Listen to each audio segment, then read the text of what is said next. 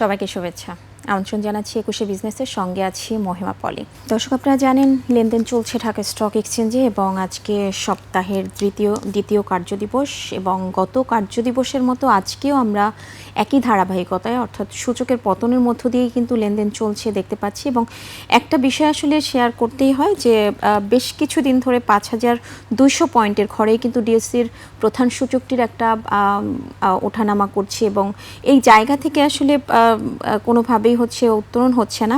আরেকটা বিষয় যদি একটু বলি যে আজকেও কিন্তু একই অবস্থানে রয়েছে, অর্থাৎ সূচকের পতনের মধ্য দিয়েই লেনদেন চলছে এবং টার্নওভার খুবই স্লো রয়েছে ঢাকা স্টক এক্সচেঞ্জে এবং বেশিরভাগ সেক্টরেই কিন্তু নেগেটিভ ট্রেন্ডের মধ্য দিয়ে লেনদেন হচ্ছে। ২০টি সেক্টরের মধ্যে আমরা দেখতে পাচ্ছি মাত্র 7টি সেক্টরের আজকে কিছুটা পজিটিভ ট্রেন্ডের মধ্য দিয়ে লেনদেন হচ্ছে এবং বাকি সেক্টরগুলো নেগেটিভ ট্রেন্ডের মধ্য দিয়ে লেনদেন হচ্ছে।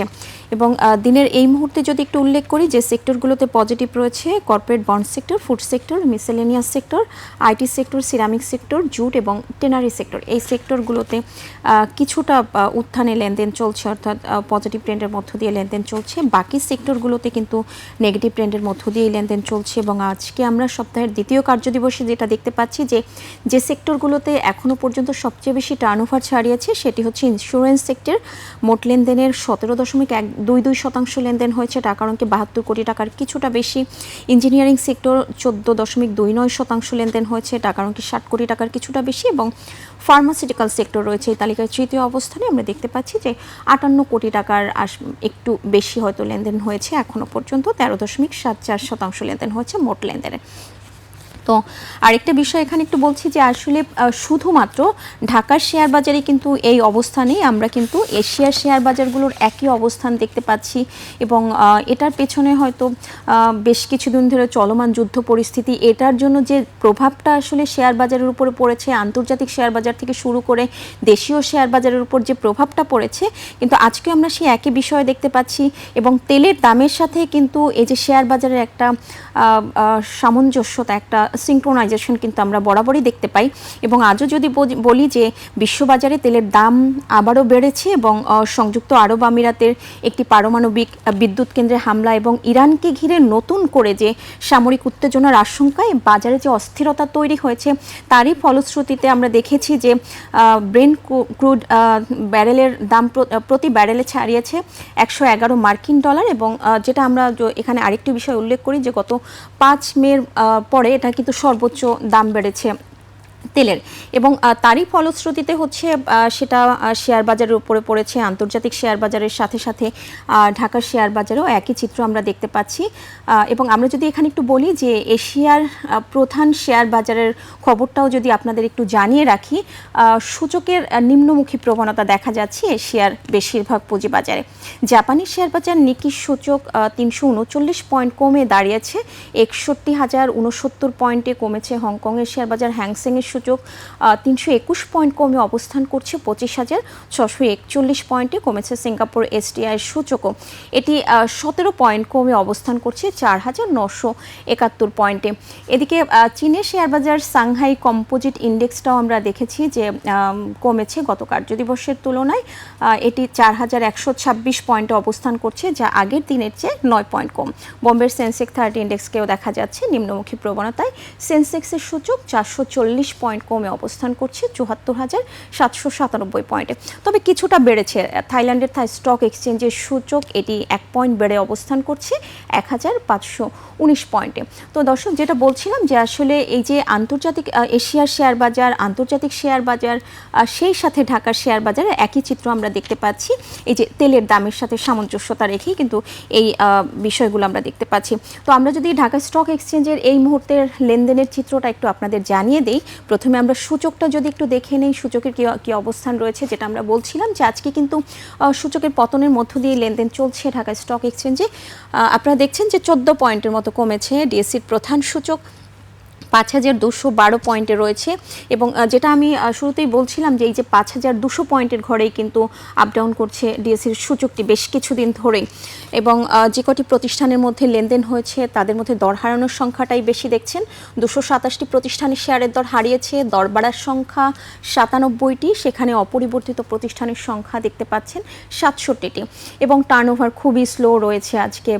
এই মুহূর্তে যদি টার্নওভারের চিত্রটা দেখে নিই সেখানে 518 কোটি 62 লাখ টাকা লেনদেনের মধ্য দিয়ে লেনদেন চলছে এবং অন্যান্য দিনে কিন্তু আমরা এই সময়টাতে 600-700 কোটি টাকাও কিন্তু লেনদেনের পরিমাণ দেখি। তো সেই তারই পরিপ্রেক্ষিতে আমরা বলতেই পারি যে আজকে লেনদেন কিছুটা স্লো রয়েছে এবং এই মুহূর্তে টপ রেটের তালিকায় যে প্রতিষ্ঠানগুলি অবস্থান করছে অর্থাৎ টাকার অঙ্কে লেনদেনের শীর্ষে অবস্থান করা প্রতিষ্ঠানগুলোর মধ্যে প্রথম 5টি প্রতিষ্ঠানের অবস্থান একটু দেখে নিব যে কোন 5টি প্রতিষ্ঠান আজকে টপ রেটের তালিকায় প্রথম অবস্থান দখল করে রয়েছে।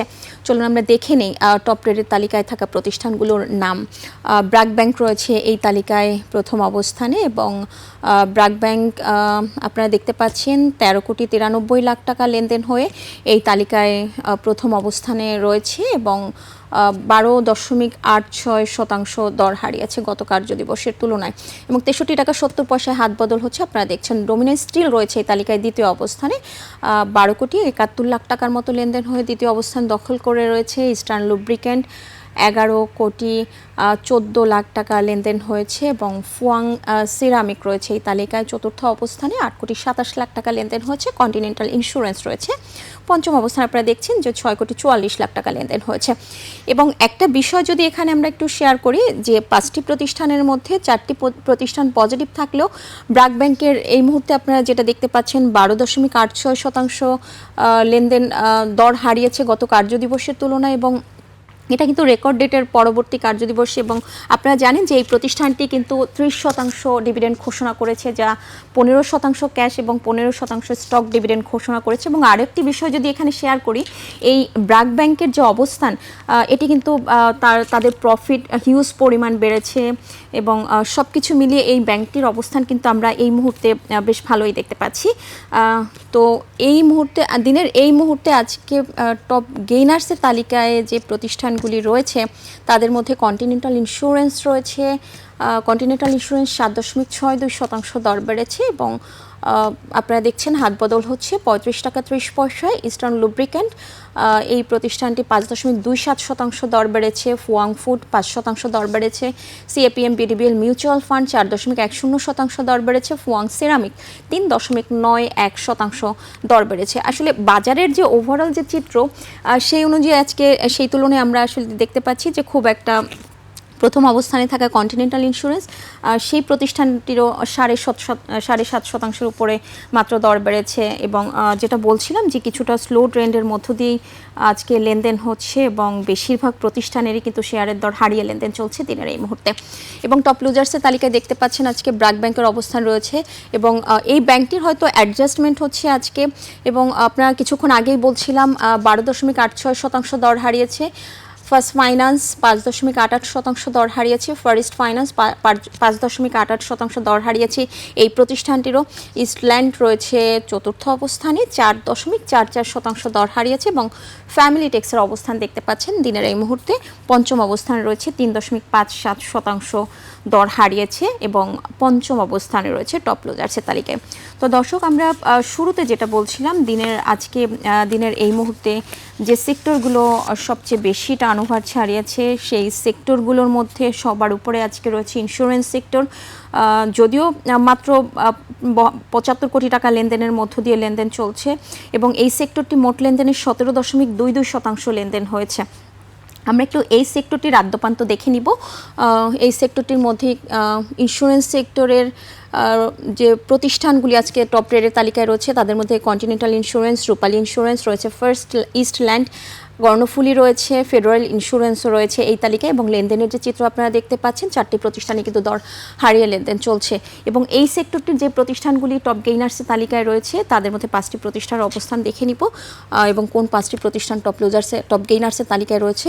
কন্টিনেন্টাল ইন্স্যুরেন্স রয়েছে এর মধ্যে, প্রাইম ইন্স্যুরেন্স রয়েছে, ডিজিআইসি, ফরেস্ট লাইফ রয়েছে, পদ্মা লাইফ রয়েছে টপ গেইনার্সের তালিকায়।